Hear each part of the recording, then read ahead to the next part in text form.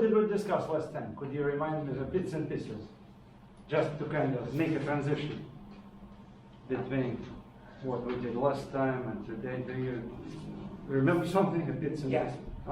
We talked about the environment of Russia and how that impacted the first people there. We talked about the Vikings, how that's pretty much the understood theory is that the Vikings came in through, was it Novgorod, and went down and founded Kiev because it was a good hub for them.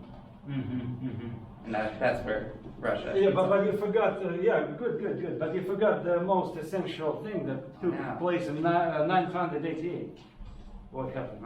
That was when Russia converted to the Byzantine Church. Yeah, Eastern Greek Orthodox Christianity. And remember, we emphasized that it was used for centralization purposes. And under a prince named Vladimir, Russia became a centralized state. Okay. Today we're going to discuss how this relatively well centralized state created by Vladimir didn't exist for a long time. It became disintegrated, okay, and how three centers of the Russian civilization were created, okay, and how they competed with each other, okay. Eventually, we know one of them gave rise to what became known as Moscovite Russia, but at that time, nobody knew it would happen, of course. The role of contingency is very high in history, okay? So things happen by chance. So we're going to discuss this. We're going to talk about the Mongol invasion that, in fact, contributed to this division of Russian three civilization centers, okay? So let's start here. After Vladimir, there was one of his descendants, Yaroslav, who actually, again, copied Byzantine code. Remember, Justinian code existed in Byzantine. It was famous legal code, right? Okay. What is it famous for? Do you remember? Well, what I remember is basically what the code did was took roughly 1,000 years of Roman law and like weird edge cases and things like that, and condensed it down into just like a dozen volumes instead of like 100 volumes. So it made it more approachable for lawyers and the like. Yeah. So Roman law was codified, digested, simplified, and Russia adopted it, assimilated it, of course, to the Russian conditions. But at least we have the major evidence here how Russia was linking herself at that time, I repeat, linking herself to Europe. Okay, that is why at that time it was a full-fledged European power. Okay, that's very important to know.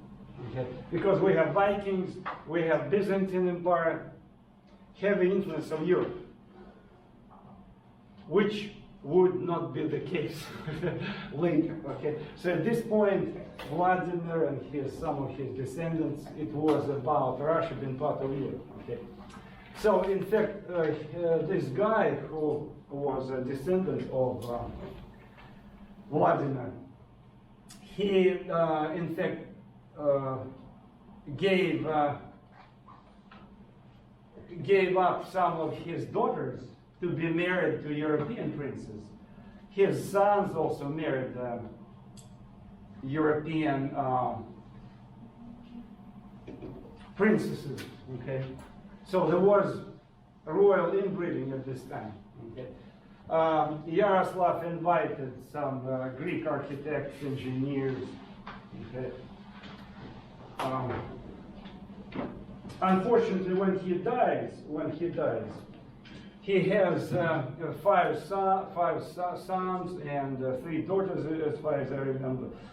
So the whole state that had been built by Vladimir disintegrated. And in fact, Russia did not do anything new in this case. Many European countries developed along the same lines. You know, Germany, for example, was disintegrated until 1870, something like that. one of the last country of Europe to be united, to be centralized. Okay, I guess that is why Germans became so anal about the nationhood, you know, because they were so long disintegrated. Okay, so anyway, France at that time was divided into 6 or 7 principalities. Italy, okay. England, even England that was relatively well centralized by William the Conqueror, still was not a unified country. Like Scotland, England, Wales, they challenged each other. They were fighting each other. In fact, Scotland and England were bloody fights, right? You know, the whole story. Eastern Europe lived through the same period of feudal disintegration. So Russia simply followed the suit, and in fact, many Russian princes who took over after Yaroslav died, his sons and then his grandsons, they simply imitated whatever was done by their peers in Europe. Okay, here on this map you see a bunch of local principalities, okay, that started to fight each other, and there was no centralized power. Okay. What was going on? There was a gradual decline of Kiev. Why? Because nomads who lived here, they constantly attacked this area that was not protected, plain area, harassed constantly, enslaved these people, sold them through Crimea to what later became known as Ottoman Empire. I mentioned last time, Ottoman Empire. In fact, Crimea, Kaffa, right here, if you can see it, Kaffa was the major slave port city. Okay, before transatlantic slave trade was opened, inaugurated in the 1500s, this was the major slave area. So the slave trade was going from here to here. So Turks purchased enslaved people from this area and sold them further southward to the Arabs and other people. Okay.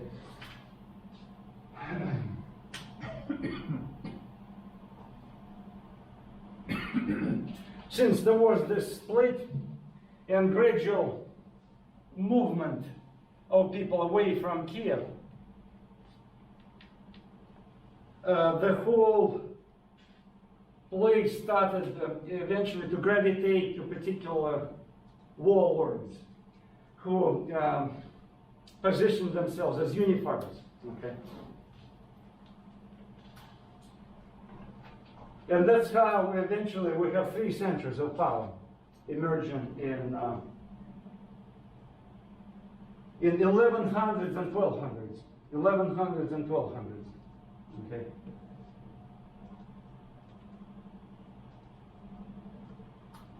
So I repeat, the core of Kiev and Russia, Kiev was threatened by nomads, and that's what ruined the whole city as the trading center.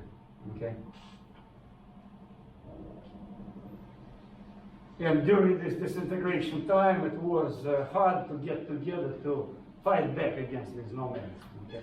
And ironically, these princes didn't want to get united. Some of them, in fact, occasionally joined nomads to fight against Kiev because they didn't want to be subjected to a centralized power. Each one of them thought about himself as the Grand Prince. Grand Prince. Okay.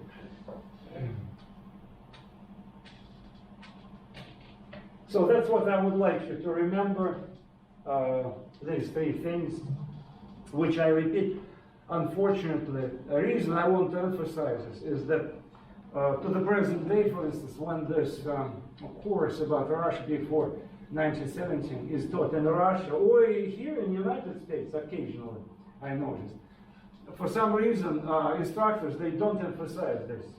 Okay? They read again ancient Russian history from the present viewpoint, okay? Which, as some of you historians, we shouldn't do. Remember, I keep repeating that you cannot judge history from the present, okay? Despite your ideological preferences, you cannot do it. You know, you might like it, might dislike it. So anyway, first we are talking about southwestern Russia, or to be specific,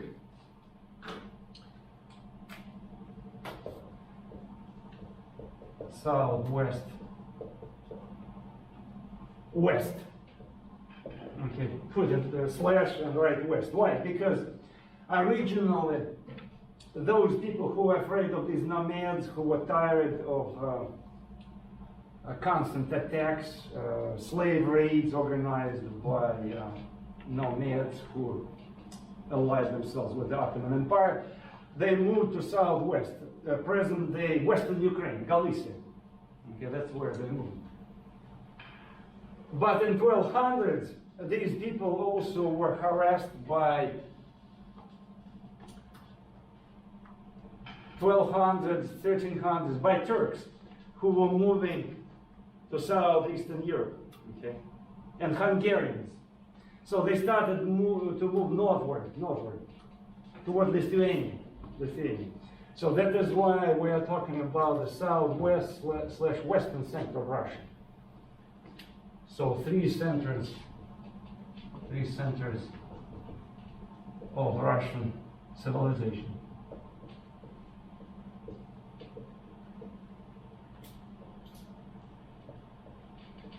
At first it was movement to the southwest, and then to the west, and further to the north. Present-day Poland and Lithuania. That's where all the Slavic people started to drift. So Volhynia, Galicia primarily, and plus Lithuanian Poland. You can add here, so I forgot to put it here. West, escaping.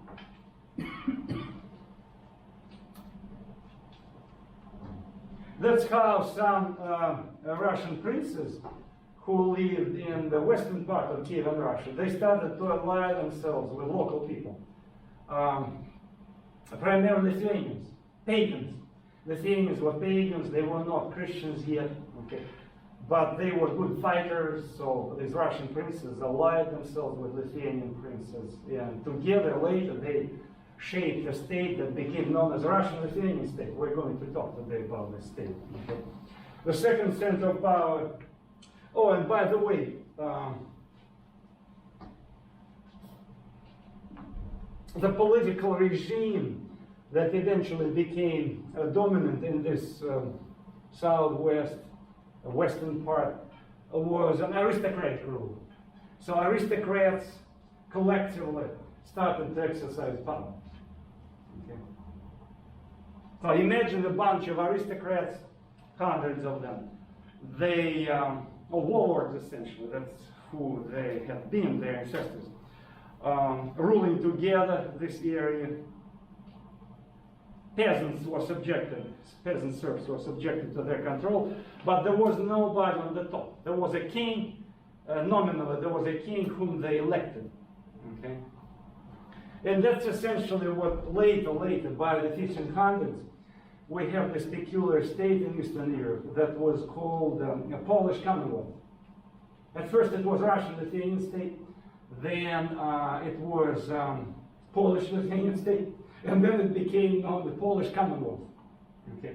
A bunch of aristocrats collectively ruling the state, where all decisions were to be adopted unanimously. Okay. So that is why it was power and weakness of the state. Eventually they were destroyed by centralized monarchies of Europe in the 1700s, okay, later in the 1700s. Because this collective rule, when each aristocrat wanted to enjoy his independence, was not sustainable in the conditions of Europe, where shots were called by strong monarchs later, like Russian czars, Prussian kings, okay, 1700s, 1600s, okay. But originally, that's what attracted many Russian princes who drift southwest and westward, okay, escaping nomads, and also escaping Mongols. See, I don't want to bring Mongols right away, but Mongols eventually, when they invaded Russia, 1230s, 1240s, that was an additional drive, additional boost, that boosted this desire to escape to the west. because it was unsafe to be in the Kievan area. Okay. So collective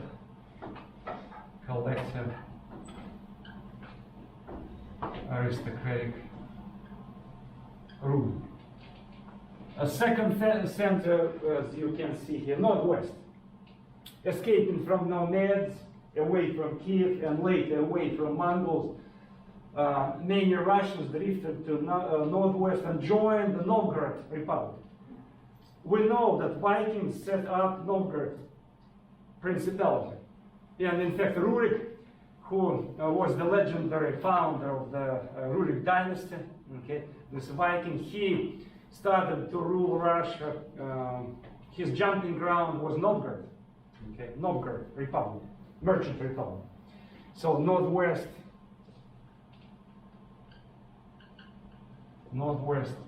Here, we don't have too many peasants. So there was no room here for these warlords, aristocrats. Okay, there was no land here. So land could not be worked here because there was no available land to be kind of planted with something. So here in the northwest, Russians were specialized in hunting, mostly in trade. They purchased things from Europe, sold them further to Russia, to Arabs. Okay, they inherited business that had been jump-started by the Vikings, who also acted as middlemen on many occasions. Okay. So what we have in Novgorod eventually, we have a merchant republic that was ruled collectively by merchants, merchant aristocracy. That's who called the shots. Okay. Merchant republic. And I'm going to talk more about it. Today, right now, at this point, I simply want to summarize something which will help you to understand where things were drifting, what direction things were drifting. Okay. Merchant republic, where merchants, again, collectively exercised power, and they elected princes, dismissed them, invited them, okay? And finally, I'm jumping ahead here because today we're not going to talk about this. It's for the next time, it's a special story. Northeast. Moscovite Russia. Here, Novgorod. And here, Moscovite Russia. Heavily centralized power, okay?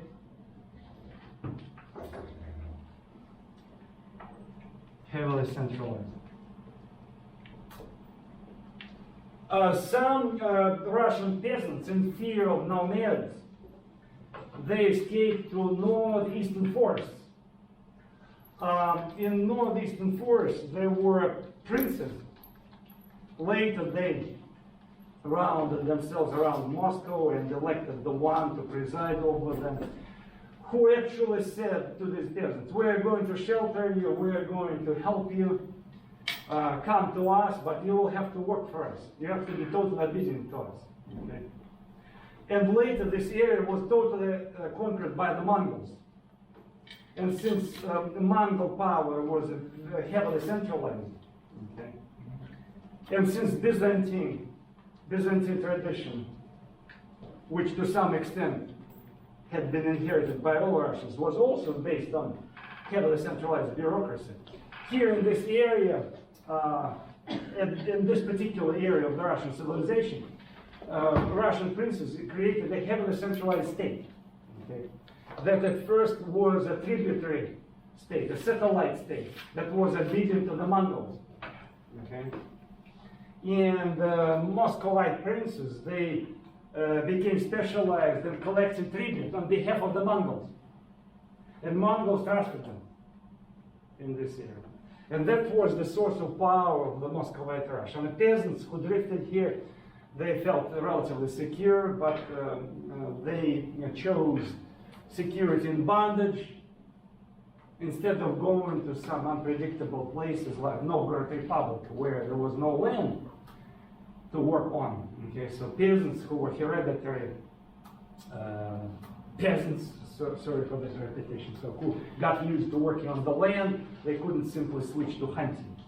Or they didn't want to drift away to the west, okay, because they came to believe, some peasants, that heavily centralized power, this Mongol protection might provide them security, okay. Unlike the West, where princes constantly were fighting each other. And on many occasions, peasants suffered because warlords took revenge on each other, burned the villages. Okay, so you have to understand this. So that is why a lot of peasants did move to northeastern forests. Okay, cleared these lands, burned them, burned away the forest, and started to cultivate the land again. Okay. All right, at this point, okay, here you can see something. Hard to find a good map, but at least it shows you. See Novgorod, Merchant Republic here, Russian state. Poland, Lithuania, Russia. You can write it down. Because the state was changing its face throughout like 300 centuries. Originally, I repeat, it was a Lithuanian Russian state, then Polish Lithuanian state, and then Polish Commonwealth by the 15th century. And I will explain to you why these name changes. So that's the second center of Russian civilization. In fact, the official language of this Russian-Lithuanian state was, I told you last time about this, was an old Church Slavonic, okay, Cyrillic alphabet. And Novgorod also Cyrillic. And finally Moscow, Moscovite, or Moscovite Russia. See? It's northeastern forests, cleared by local peasants. And this area was occupied by Mongols, Genghis Khan. So Moscow had to pay tribute. Novgorod, in fact, itself approached Mongols and said, "We're going to pay you tribute, don't conquer us." So that's how they avoided destruction, because Mongols inflicted horrible destruction. Remember, we talked about this after class. You told me about this movie you watched on the History Channel. So Mongols who invaded this part of Russia, they inflicted horrible destructions originally before they turned this part of Russia into tributary state. But Novgorod avoided it by paying in advance ransom. Actually, Ryan, I think I learned about the whole Mongol thing. Like, it was a case where, like, their mode of operating was, if you surrender, we'll keep you fine, and you'll just be under us, and we'll just rule over you. But if you go against us, we'll just make your city disappear, basically. Yeah, exactly. That's what happened exactly. And by the way, what Novgorod did, it's a typical behavior of merchants. You can see, like, I'm not going to discuss contemporary situation, but if you go to different countries, you will see how established businesses, they are ready to cow down to some kind of bullies. You know, if people powerful enough try to intimidate them, some companies, monopolies say, sure, we're going to do it, don't touch us, you know, we'll pay you, okay. Even they don't believe, they don't give a damn about anything, but they're ready to pay in order to kind of save their businesses, okay. They will backstab you, they will betray you, but anyway, but that's how they behave, you know. So Novgorod Republic acted as, paid, as I said, an advance ransom just to secure themselves, okay. Polish-Lithuania, in fact, started to fight against Mongols, and that's where Mongols broke their teeth, you know, in this particular area. They weren't able to move further, okay. All right, so now I'm shifting to another one.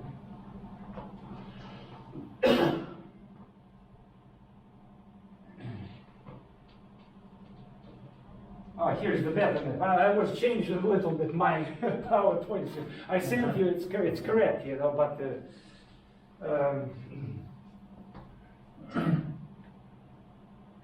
but it's still the same because I found a better map, okay? Here we go. Again, Kenny, the reason I show you two maps, because I want to kind of convey you this idea about three centers of Russian civilization. And yesterday, the first map I found, that was okay. But I wanted to find a better map yesterday. I found this one, so I included this at the last moment. And it's really hard to find the map,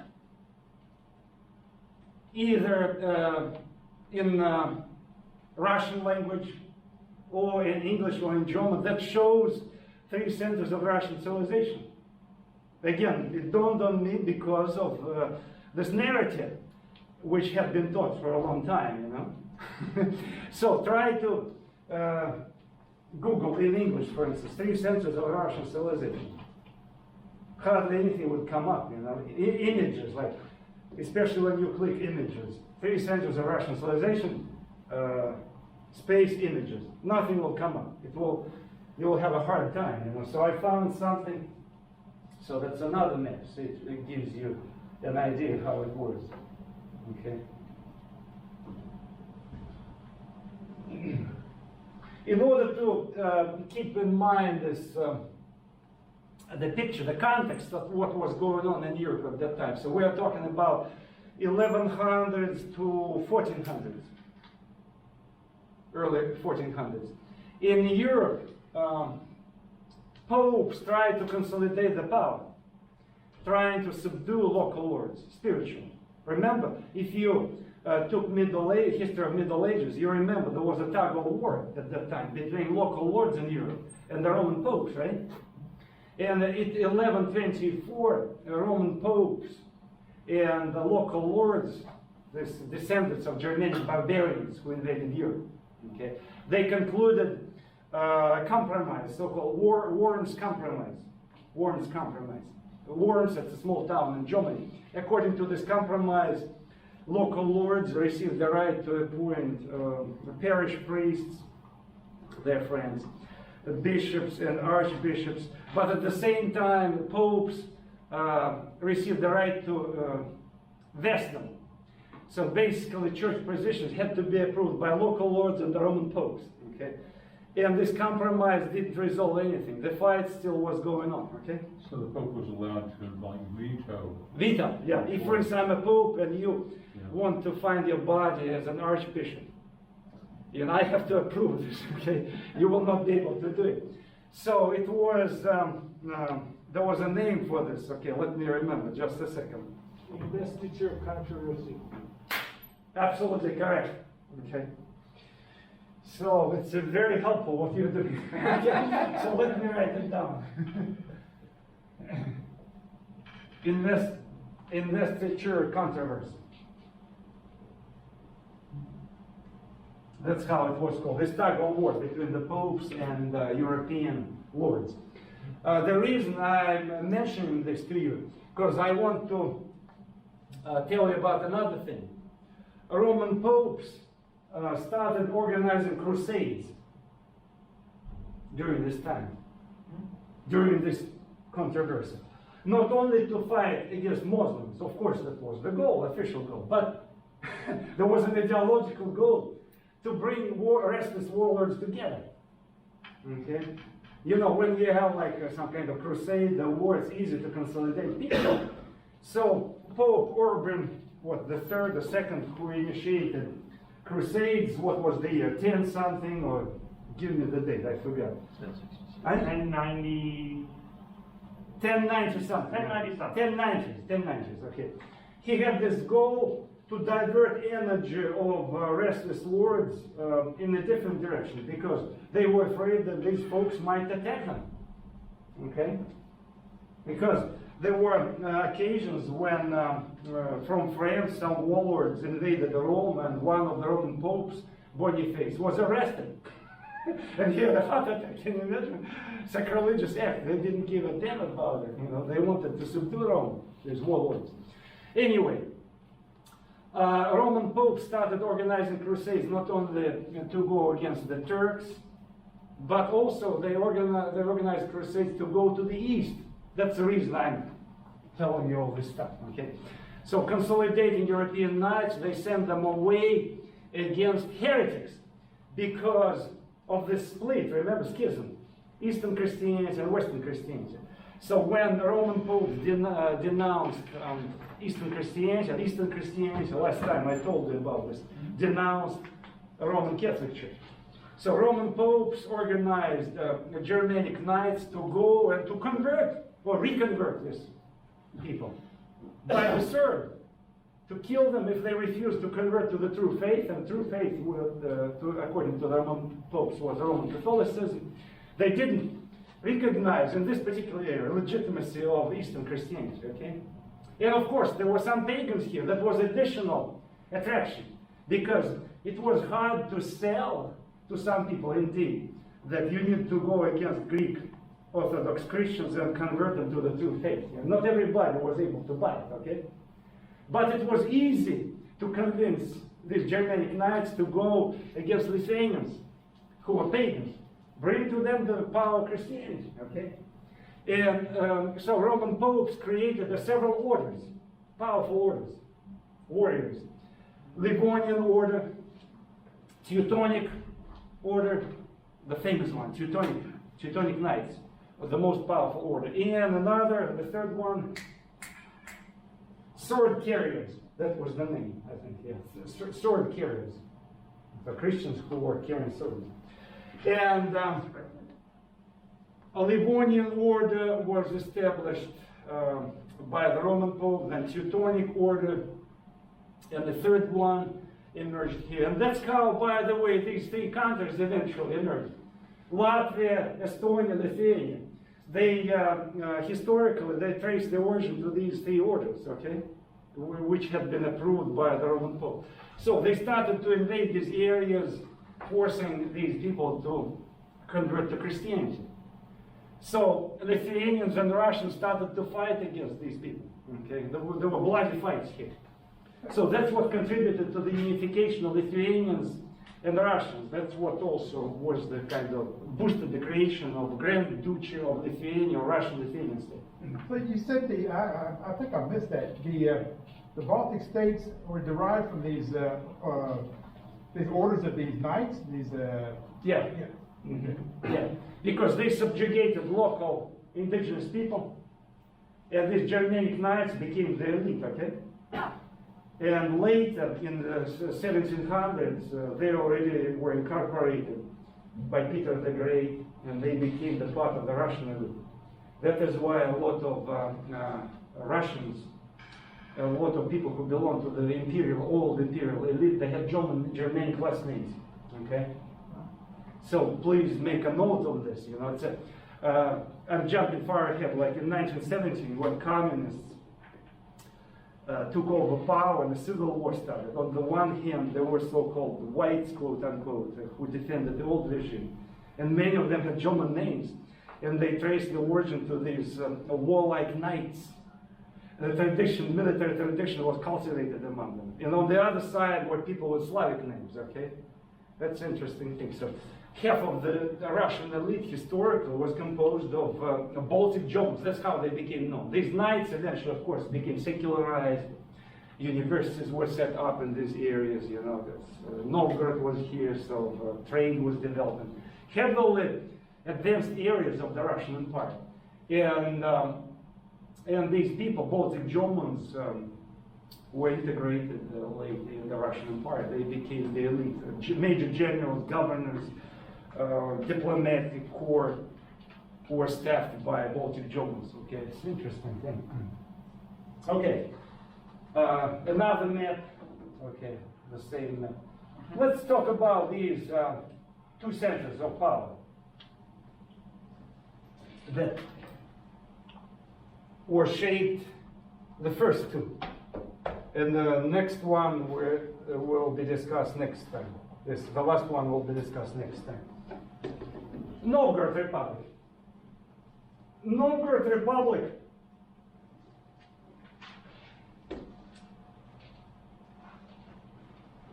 is idealized currently by some, I would say, libertarian, or as they say in Europe, liberal historians, okay? you have to keep in mind the word usage is different. When they talk in Europe, liberal, it means libertarian. Here in US, when you talk liberal, it means something like semi-socialistic, some kind of progressive, okay? Totally different. So don't be confused, because Europeans might misunderstand. So some current historians of libertarian inclination, they romanticize, idealize Novgorod Republic. How? They talk about Novgorod Republic as the missing chance of Russia. Russia became later heavily centralized under Mongols, Moscow, rotten, bad. But we had the chance, we missed it, Novgorod Republic, so we have to revive this tradition. So that is why historians of the libertarian leniencies in present-day Russia, they tend to talk a lot about Novgorod Republic.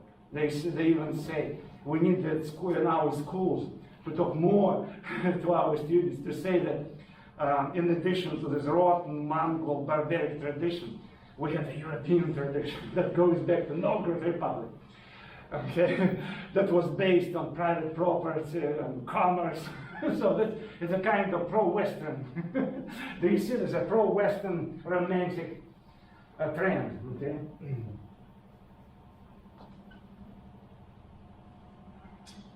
But in all fairness, indeed. Yeah.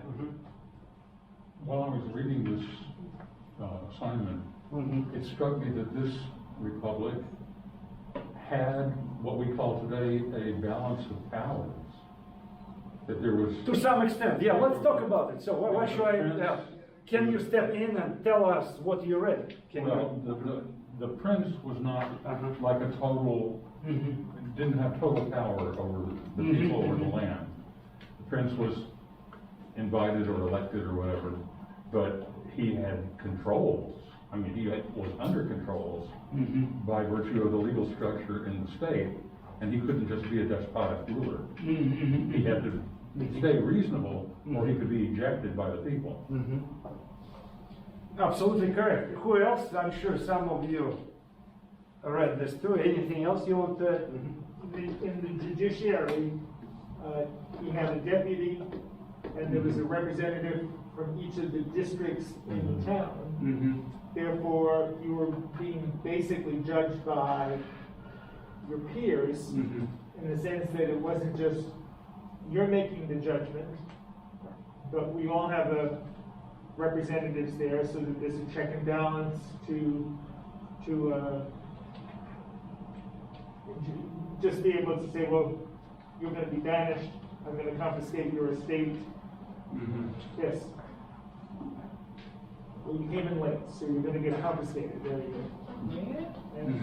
go. Okay, anything else you would like to... How did they decide things? You know, what was the center? What was the center of the power? There was some kind of organ or kind of council that had this name, and what did they do? Did you read about this in Novgorod Republic? Veche means council. Okay, it should be here. Yeah, here we go. Veche, it means council, people's council to be exact. Okay, but people's council worked like, unlike, of course, modern democratic, modern republic institution. It worked in a chaotic way, which in many respects reminded how it worked in ancient Greece, where people, by shouting, by screaming, decided things. They didn't vote. I don't remember this PDF which I posted, if this historian tells you or not. In fact, there was a competition. Who would overscream whom, you know? If voices that shouted in favor of particular law, particular measure, prevailed over minorities, that was it, you know, so there was no... Yes, it was a rudimentary system of checks and balances, you're correct. But on the other hand, if people were in minority, they were losers, okay? That's how it was done in the modern times. In fact, in many Even in modern times, it was done this way. So that's the tyranny of the majority. Yes, tyranny of the majority. Yeah. Here you go, yeah. It's a good way to put it. Tyranny of the majority. Okay. Plus, people who manipulated these opinions of majority were these oligarchs, merchant oligarchs, who had money, who were able to bribe masses, okay, to pay them money and to kind of shift them in a particular direction which they needed. So that's how it worked. And again, I don't remember, I didn't have time again to go through this PDF yesterday, but there was another interesting thing. When it was 50-50, neither side could prevail over a particular measure, okay, especially if a measure was controversial. Both sides met each other on a particular bridge, okay. There was a river, I forgot the name, but that went through Novgorod, and there was a bridge. So two crowds met on the bridge, and they were doing fist fighting. Yeah, fist fighting. And the crowd that would prevail got the upper hand. You know, that's how it was done, this republic. How do you like it? It's like Fight Club. Yeah, Fight Club. Okay, like a boxing match, basically. And when even during the fist fight, neither side could prevail, that's when the church stepped in. Novgorod Archbishop stepped in, and he had something to say about it. So his role was very powerful. Okay? In order for his opinion to be respected, Novgorod Archbishop had a military detachment under him, you know, that protected him, because he could be beaten if some crowd wouldn't like him. So interesting system, right? Some kind of chaotic, ancient, but some kind of rudimentary republic, let's put it in quotation marks, of course. Yeah, exactly. But even the bishop, according to this, was, they elected 3, and they picked 1, and then the patriarch would consecrate the one that they picked. Yeah, Patriarch. Patriarch was in Kiev originally. Okay. And then when Kiev declined, they stopped doing it, or occasionally they approached Constantinople to consecrate the Archbishop, Novgorod Archbishop. Okay. About the princes were invited to rule in Novgorod. You are absolutely right. So princes were not allowed to live inside Novgorod because there was a fear that a warlord might seize power in the city. So princes were allowed to live on the outside of the city. They were not allowed also to get some property. Of course, they were paid generously for their services. So they were really kept as outsiders because there was a fear that they might seize power in this republic.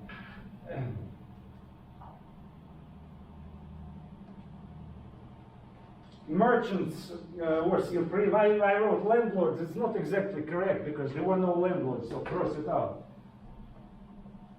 You know, I guess if some people owned forests, which they used to hunt, you can say the landlord, but mostly it's merchants. Hardly agriculture, and trade and furs was the specialty of the Novgorod Republic. And that's what later was transmitted into the Russian Empire in the 1700s and became the major staple of export in Russia.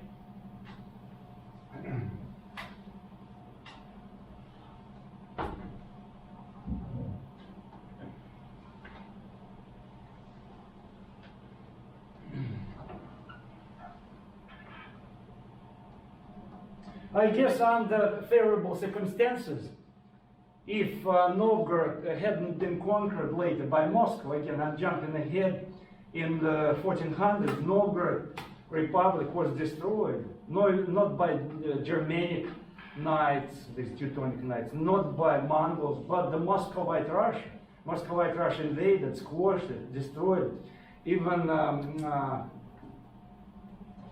opened this genocidal warfare against elite, because elite was very dangerous. It nourished these ideals of freedom. So Moscow had to squash the spirit of freedom that had existed in Novgorod. They even destroyed the bell that gathered people together, this Vecha bell.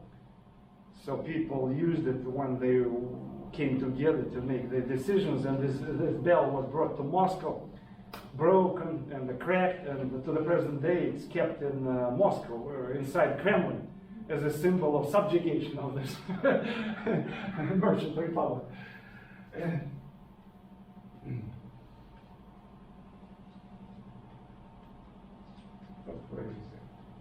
Uh-huh. When you refer to wax as one of the main exports, what kind of wax is that? Is that beeswax? Beeswax. Something naturally occurring? Beeswax. Yeah? The very, for medicinal purposes, it had been used since times immemorial, you know. Oh. Beeswax. So it's sold as a medicine? Yeah. Oh. You could use it for other purposes, but also for medicinal purposes. Again, see about princes. Veche, this people's council, forced princes to kiss the cross in front of the people. It's a symbolic gesture that symbolized obedience by the princes of the will of the people.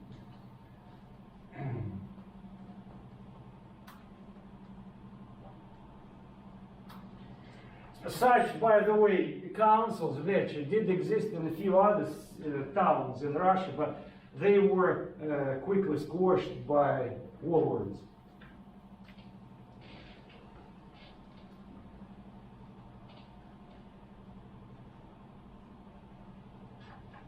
Okay, here I try to kind of draw a scheme how they did things.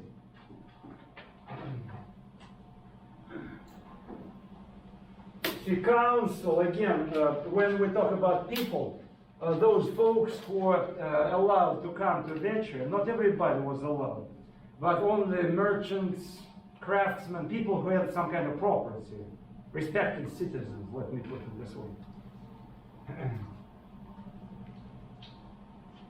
We can call them nobles, although the border between nobles and common folks was very vague, because if you were respected craftsman and everybody liked the stuff you produced, you could belong to this group as well, group of nobles.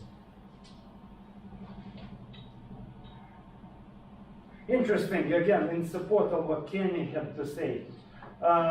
Veche Council elected a sitter that represented the interests of these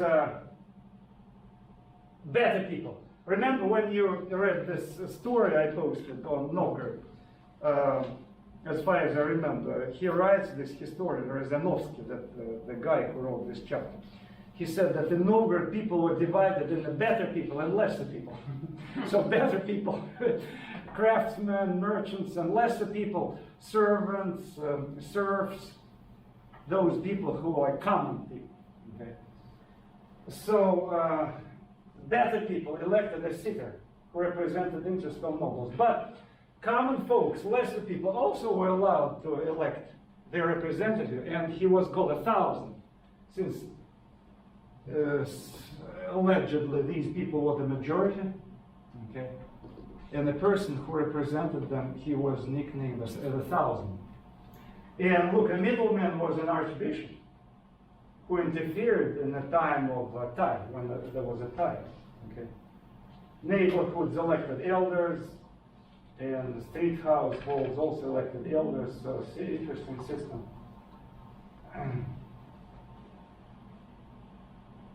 That resembles vaguely something that later became known as a parliament. Not in Russia, of course. In Russia all this was destroyed, but in other countries. Okay, invited prince.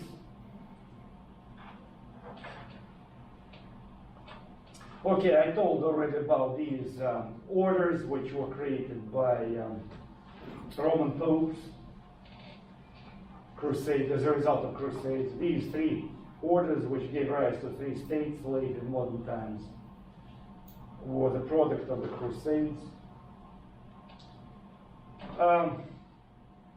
The power of Novgorod was solidified by a cunning prince that became known as Alexander Nevsky. Okay. He was Prince of Novgorod, who was invited by Novgorod people in early 1200s to rule over them. Okay. And he became famous for fighting against Teutonic Knights, so he was able to ward off these crusades, stopped invasions of the Germanic Knights, defeated them. And one of the battles he fought against these Teutonic Knights became famous, later was amplified, glorified, romanticized. It became known as the Battle of the Ice, 1242, not far from Novgorod, in winter, a warm winter, so he had a fight with Germanic Knights, and since they were clad in armor, but Russian Novgorod warriors were not clad in iron, so Germanic Knights dropped through the cracks in ice. Almost entire group of knights drowned in this lake. And it was so unusual that a person who wrote a chronicle 50 years later, he recorded this. It's a minor battle, about 50 plus something Germanic knights were drowned in this lake, okay?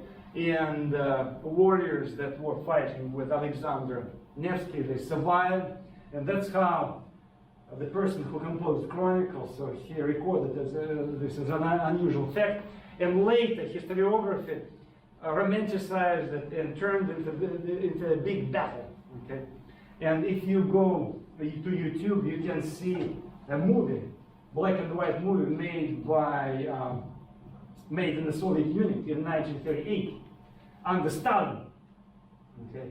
Black and white movie where they show thousands of Germanic knights, this menacing music, and thousands of Russian knights that challenge each other like a grand battle, which wasn't the case. Okay, that's what happens again with some historical events which are singled out, amplified, and used by later propaganda workers, you know, to promote the agenda. So at that time in the Soviet Union, they needed some kind of glorious movie to unite the people against Germans because Hitler was on the rise. Okay, 1938.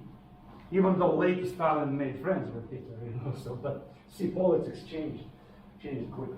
So this guy, Alexander Nevsky, to the present day, by the way, Russian teachers are forced to romanticize him. You know, if you go into textbooks, they have like 2-3 pages that deal with Alexander Nevsky, pictures that the state tries to infest into the minds of school children that they should be proud of these glorious deeds of their ancestors. You know, each state does this. You know, each state does this.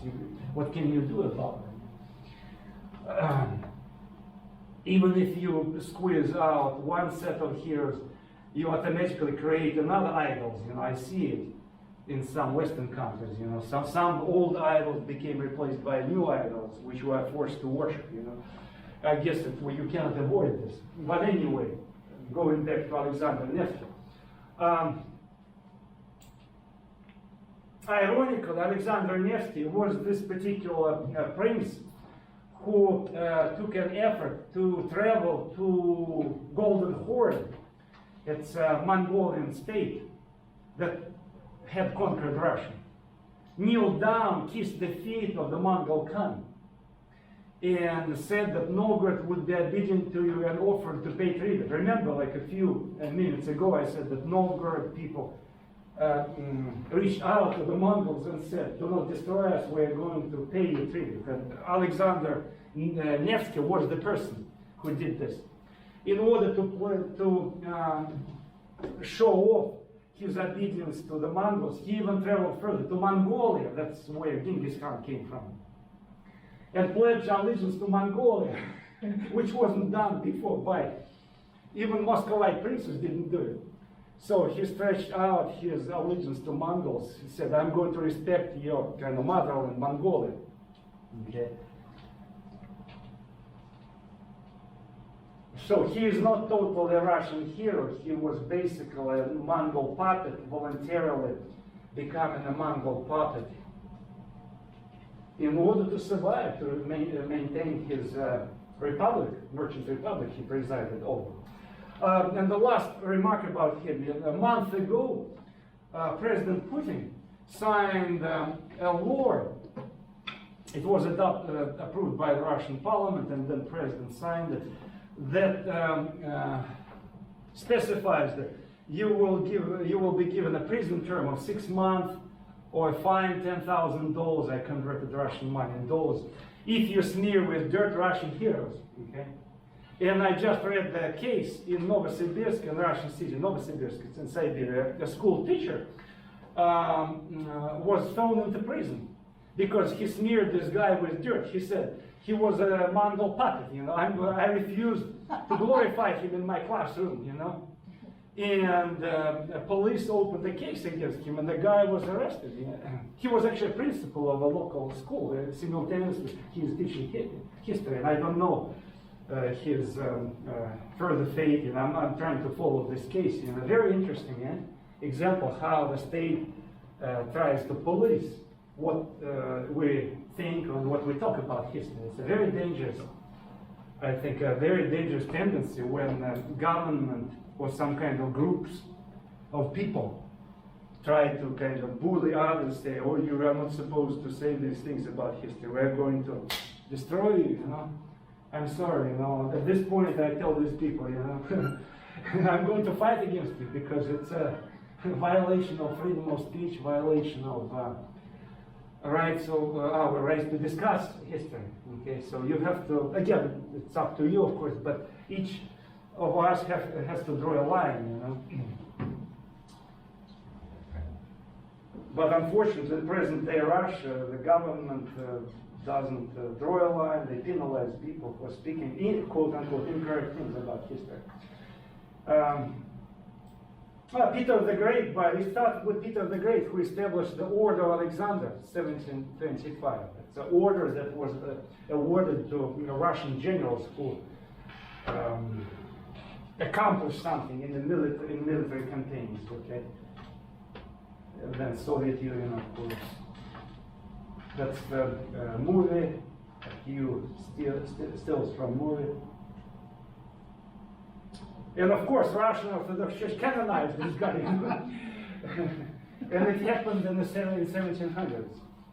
It's a very famous name.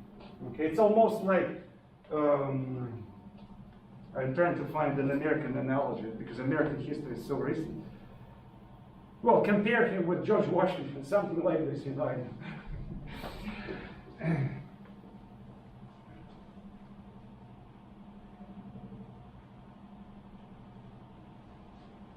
Today, his name is used to promote anti-Western, anti-American sentiments in Russia, okay? Because present Russian government tries to emphasize that we are more Asian countries. So they try to ally themselves with China, with India, with Iran. And that's the character Alexander the Great serves well. So what? He went to Mongolia because he realized that Russia is a more Asian country than European country. It's good. That's how it's presented, you know, in present Russian propaganda. Since present Russian regime is very much anti-American, anti-Western.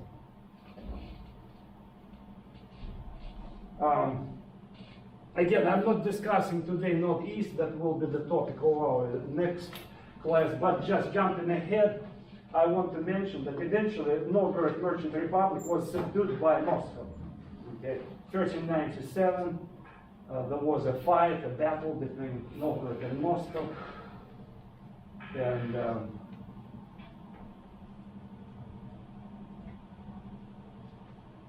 Novgorod was seeking help of this Western Russian-Lithuanian state. And this woman put herself in charge of this Novgorod resistance, let's put it this way, because her husband was killed by these Moscovite Russians, Marfa Borецкая. So she led the struggle against Moscow. She wanted to invite actually a Lithuanian noble as a prince. Remember, the Novgorod people invited their princes. So she wanted to invite a Lithuanian prince to be in charge of Novgorod Republic to fight against Moscow. Okay? And when Moscow found out about this, so they made sure that it would never happen. They paid to the common folks, the slaves, common people, to revolt against better people. Because better people, the Novgorod elite, they wanted to make alliance with the Russian-Lithuanian state. But common people, whose loyalty was bought by Moscow, they tried to revolt against this. Okay? So the majority of the people, common people, eventually revolted against this elite. So it's an interesting thing. So it wasn't some kind of totally Moscow position, because Moscovite Russia made inroads in Novgorod Republic by the loyalty of common people, purchasing the loyalty of common people. And that's how Novgorod Republic was destroyed.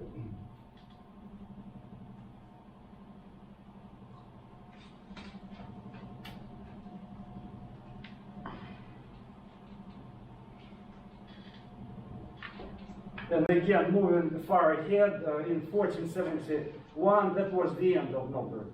There was a battle of Shalom, not Shiloh, but Shalom. Sounds like Shiloh, eh? Shiloh. You heard about Shiloh battle, eh? One of the crucial battles in the Civil War in the U.S. No? Same thing is here. Shiloh, I'm sorry, Shiloh. But here we have Shalom, not Shiloh, but Shalom. 1471, when Novgorod army was totally crashed, and Novgorod was occupied, and the elite was destroyed. The elite was massacred. And here you can see this bell, the Novgorod bell was carried to Moscow to be placed as the symbol of Novgorod defeat.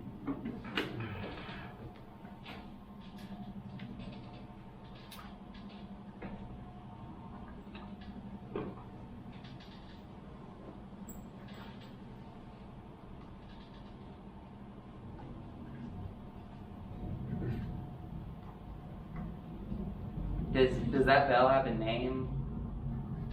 Novgorod bell. No. To the present day, if you go to Moscow, which is hard to do, you know, in present situation. But if you happen to go to Kremlin, you will see inside Kremlin, tourists allowed there, you will see this this bell with a crack. It looks like remember Liberty Bell in Philadelphia, yeah, with only in the U.S. It symbolized freedom, yeah? This is the opposite. Here, just the opposite. It's a symbol of destruction of the freedom, a symbol of centralized power. So we are not going to tolerate your liberty. You have to respect authority, you know, that's the message. Totally different message. Yeah. All right, so now let's talk about this second center of Russian civilization. Southwestern Russia, Lithuanian Russian, or Polish-Lithuanian state. Sometimes if you go to English language usage, you will see that frequently in English language it's simply labeled as Grand Duchy of Lithuania. So if you type it, you will see. With Wikipedia, there's an article about this. So, the spelling of Kiev here, the K-Y-I-V, I see that a lot, and it seems like I'm seeing it more and more nowadays. Do you know anything about the difference between the two spellings, or if there's anything? Yeah, because some Ukrainians, they even changed Latinized versions of how it was spelled, okay? Like Lvov, it's a town in Western Ukraine, now it's called Lviv, okay? Kiev also changes the name, you know, because Ukrainians disagree, present-day Ukrainians disagree with the Latin versions that had existed before, okay? Because they said we need to change the spelling of these names because we have to provide these names with correct Ukrainian spelling. Okay, that's the attempt to kind of inject Ukrainian spelling. Okay, because before, earlier, it had been a Russian spelling, Moscow spelling. So Russian-Lithuanian state reached its kind of glorious golden days in 1300s. In 1300s, when they were able to ward off Germanic knights here, were able also to reconquer particular lands in Eastern Europe, including Kiev. Okay. Stopped Mongol hordes here, Golden Horde. Okay. And became a magnet for many Russian princes who treated the state as the joyful paradise, where a king was elected, where they were the people who call the shots. Okay.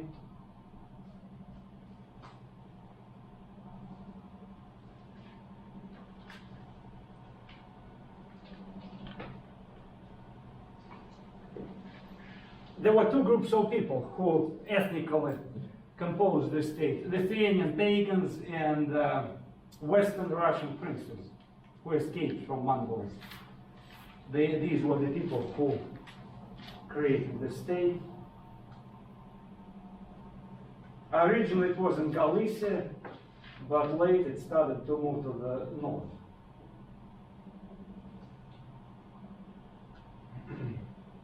Present-day Lithuanians and Belarusians, they try to argue with each other because each side, each country believes they inherited the glory of the state, okay? And they constantly compete with each other because Lithuania, a tiny country, right now, they say, oh, it belongs, this history of Grand Duchy of Lithuania belongs to us. Belarusians, the last dictatorship of Europe, tries to argue, no, it belongs to us.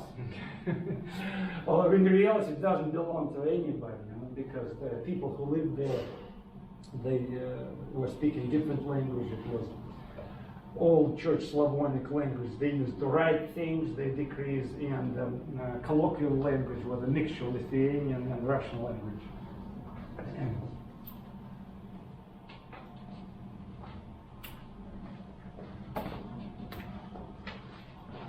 This state, in order to fight against Moscow, in order to fight against Germanic knights,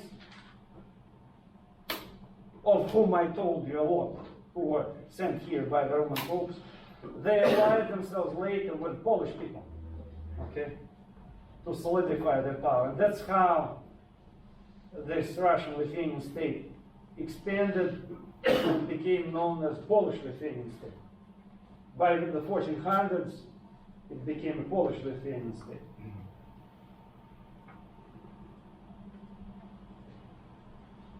The majority of people originally were the Russian Orthodox princes. And Russian, Old Church Slavonic, was their official language. Their official language. Gediminas, Lithuanian prince who founded the state during these years. Gediminas. His formal title was the king of Russia and Lithuania. That was his official title, Gediminas. So we may assume if Moscow had not existed, so Russian civilization could be solidified around this powerful state. Okay. But it didn't happen, of course.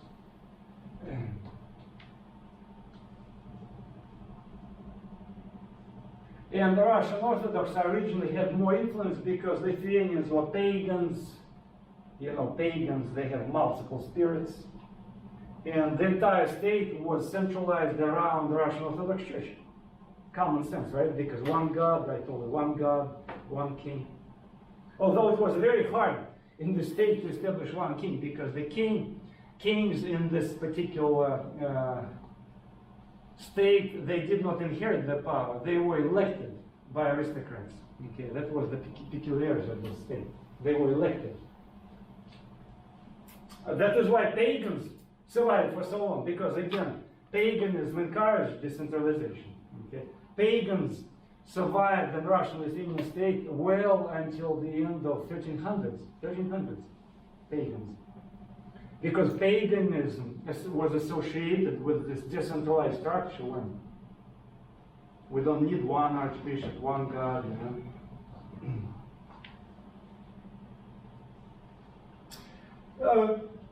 In fact, ironically, it was quite tolerant state, even when Catholicism made huge inroads in this statewide because they had to fight against Moscow, and they suggested that the Roman Pope tame down his knights, Teutonic knights, and in exchange they said, we are going to accept Catholic missionaries if you provide protection against Moscow.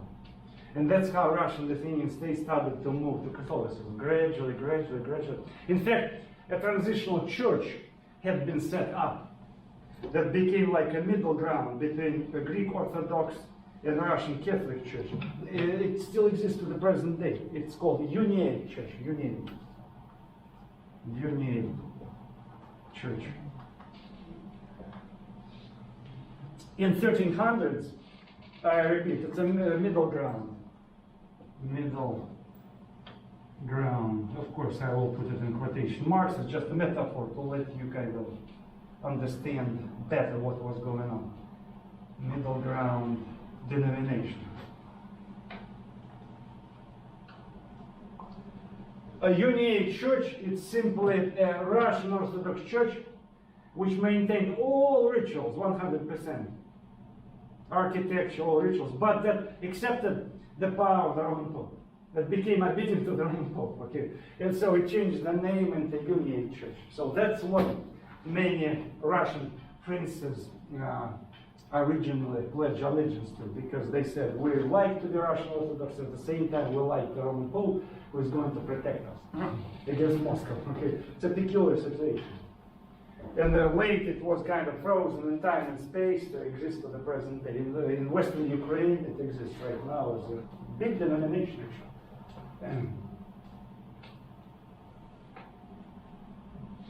Again, state ruled by aristocrats who elected a king.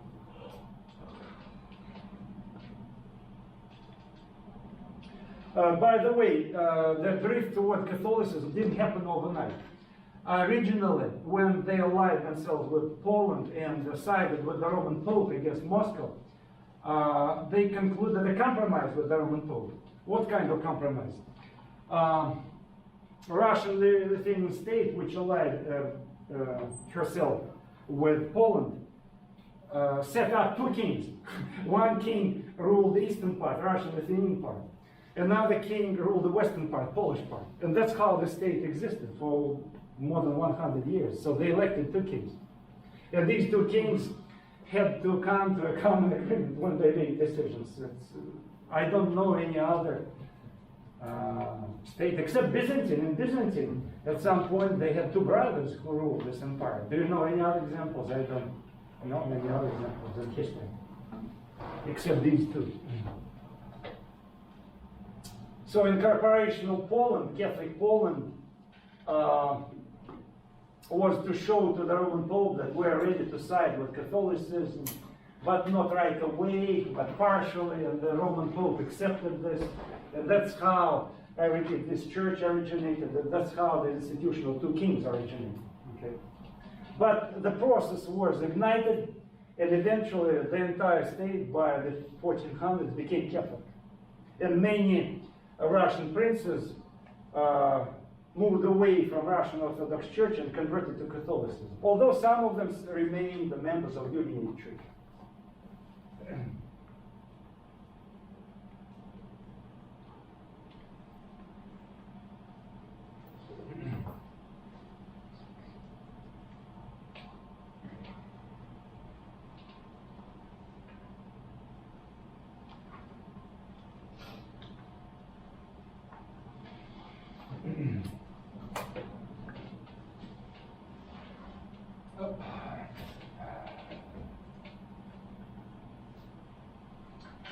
A little did they know, the pagan Lithuanians and Russian princes, that they jump-started the Polonization process, when gradually the entire country was Catholicized, Polonized. Because the first was the adoption of Latin alphabet, that gradually phased out the Cyrillic alphabet. And then Lithuanian pagan elite started to convert to Catholicism. Okay? Polish language was taught.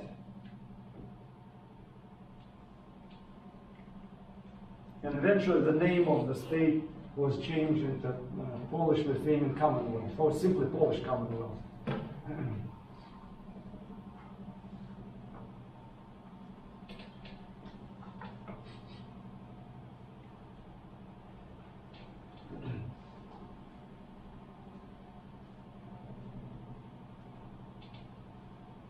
By the way, Polish-Lithuanian state became the magnet for all Jews of Europe who were ostracized, beaten, attacked.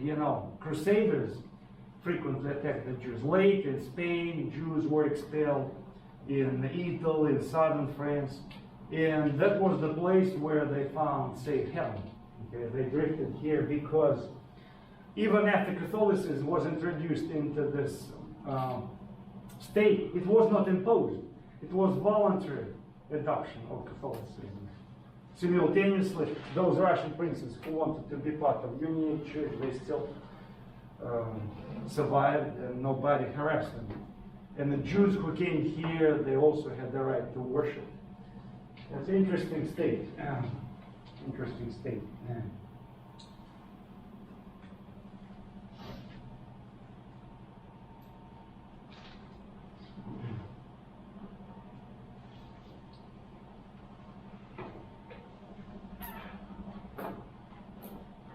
But the major coup of this Polish-Lithuanian state was the defeat of Teutonic Knights, who were constantly harassing these Slavic people. 1410, sometimes it's called the Battle of the Peoples, because here Lithuanian, Polish, and Russian princes got together against Teutonic Knights and defeated them. In present-day Poland, it's considered a big deal, at schools to talk about this battle. Of course, it's presented as the glorious battle of the Polish armies. So rarely people mention that it was actually a multi-ethnic battle. And I already mentioned the two-prince rule, or two-king rule, Polish and Lithuanian until 1447. Weak kings, they were weak anyway. Aristocratic rule. Aristocrats and towns received a lot of liberties. Trade was prospering in the state.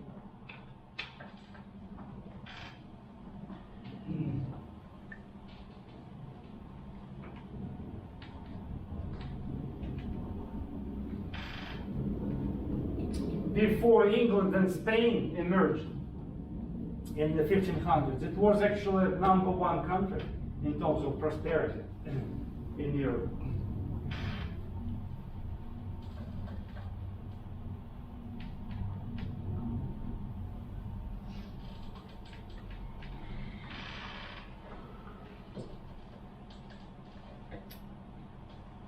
And finally, again, I'm coming to the closure because time is running out.